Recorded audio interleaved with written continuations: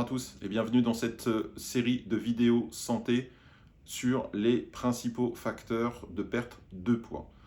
Vous allez retrouver des éléments que vous connaissez déjà, des choses qu'on dit régulièrement à la télé ou sur d'autres chaînes YouTube. Ici, on va faire un condensé, un concentré de ces informations-là avec les bases. Je m'appuie sur mon expérience, sur ma perte de poids, puisque je suis passé de ça à ça en quelques années et pas en quelques mois comme on essaye de vous vendre en permanence, avec des hauts et des bas. Ça aussi, je pourrais en parler dans une autre vidéo dédiée si cela vous intéresse. Je vous laisse mettre un petit commentaire sur ce sujet. L'objectif, c'est de présenter 4 principaux facteurs de perte de poids. Le premier facteur, la nutrition. Le deuxième facteur, le sport. Le troisième facteur, le moral, le sommeil. Il y a deux groupes qui se distinguent, ceux sur lesquels vous pouvez activement travailler et améliorer tous les jours. Ce seront donc le sport et la nutrition. Et vous avez de l'autre ceux qui sont un petit peu plus compliqués, ou en tout cas qui demandent un peu plus d'efforts, ou peut-être même de l'aide et du soutien auprès de professionnels de santé ou de vos amis, ou en tout cas une réflexion de votre part. C'est bien sûr la partie morale, donc stress, et la partie sommeil. Tout au long de ces 4 vidéos, je vais vous donner à la fois des conseils et des astuces qui m'ont permis de perdre du poids et qui m'ont permis aussi de prendre du muscle si éventuellement ceci vous intéresse. Il y a des bases, il y a des choses qui sont simples, faciles, qui sont à la portée de tous et qui vous permettent très facilement et très rapidement de voir des résultats.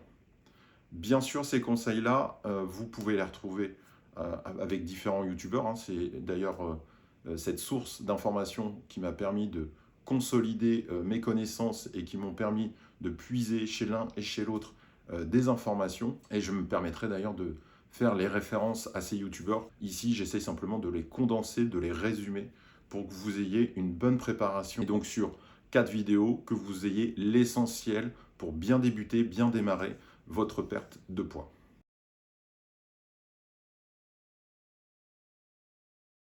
Le stress va accentuer votre perte de poids ou à l'inverse va accentuer votre prise de poids et donc va influencer les hormones, va influencer votre chimie interne et donc générer soit une prise, soit une perte de poids.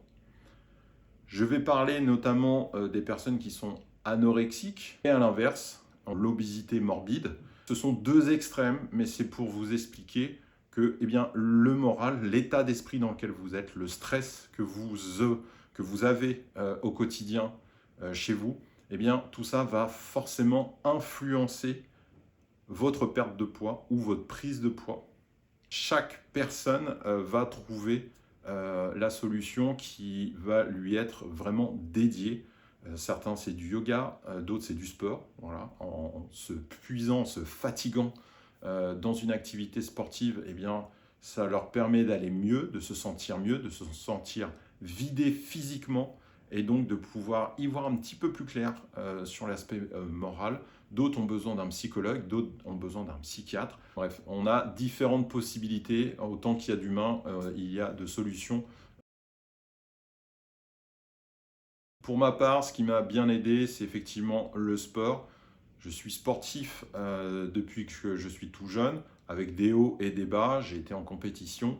Mais c'est vrai que le sport me permet de me recentrer sur moi-même, notamment la course à pied, où j'ai presque 1 heure pour moi tout seul, où je peux m'évader dans mes pensées, dans mes réflexions, dans mon avenir, pour savoir ce que je veux faire, dans quel sujet apporter sur YouTube. Pour ceux qui sont un peu plus jeunes, qui ont 15-20 ans, vous avez aussi l'adolescence, donc les hormones en interne qui sont en pleine activité. Votre corps change, votre esprit change, votre chimie change. Donc vous avez cette chose qui vous perturbe et qui peut effectivement engendrer pas mal de problématiques. Et donc c'est toujours un petit peu délicat de trouver une solution qui soit vraiment efficace. Essayez d'en parler avec vos amis, essayez d'en parler avec vos parents éventuellement. Voilà, essayez de voir quels sont vraiment les problèmes. Si vous avez déjà entre 30 et 40 ans, et voire plus bien sûr, mais je pense que si vous êtes déjà dans cette tranche d'âge-là, vous avez déjà trouvé peut-être une solution, ou en tout cas vous avez déjà expérimenté une méthode qui vous permet d'être plus zen, d'être plus calme, d'être plus posé avec vous et d'être en paix avec vous d'une façon ou d'une autre. On peut avoir de la famille qui peut être malade, on peut nous avoir un petit problème de santé, on peut avoir des problèmes au travail avec notre famille, avec notre conjoint, avec nos enfants. Bref, on a tous des petits problèmes, des petits tracas du quotidien qui peuvent nous manger, qui peuvent nous ruiner la santé et qui peuvent nous rendre vraiment très stressés au quotidien. Est-ce que ça vaut le coup de se mettre dans un état de stress supérieur? Certains me diront, je suis comme ça, je ne peux pas faire autrement. Libre à vous, effectivement, je ne peux pas aller contre votre façon, votre caractère et votre façon d'agir, mais je pense que vous pouvez faire ce travail-là, peut-être en étant aidé d'un psychologue, d'un psychiatre ou d'un sophrologue. Il y a beaucoup de personnes qui sont dans ce domaine et qui peuvent éventuellement vous donner des astuces pour canaliser votre frustration, canaliser votre stress et vous aider à mieux appréhender les périodes de stress excessifs. Je n'ai pas dit que c'était facile, je n'ai pas dit que c'était simple, je n'ai pas dit que ça fonctionnait pour tout le monde, je dis simplement, pour moi, ça a fonctionné et je pense que certaines personnes oublient de faire cette réflexion et dire, c'est vrai que passer 1 heure dans les bouchons, c'est stressant, c'est énervant, c'est angoissant, mais est-ce que je peux changer ça? Oui, non, non. Alors pourquoi m'ajouter du stress et pas plutôt bénéficier de ce temps d'attente au lieu de stresser, peut-être d'écouter un podcast, de m'instruire, d'étudier quelque chose, d'appeler quelqu'un pour faire avancer peut-être un sujet sur mon entreprise ou simplement appeler quelqu'un de ma famille. Voilà, vous pouvez essayer de prendre du négatif et d'en faire quelque chose de positif pour vous et pour votre entourage.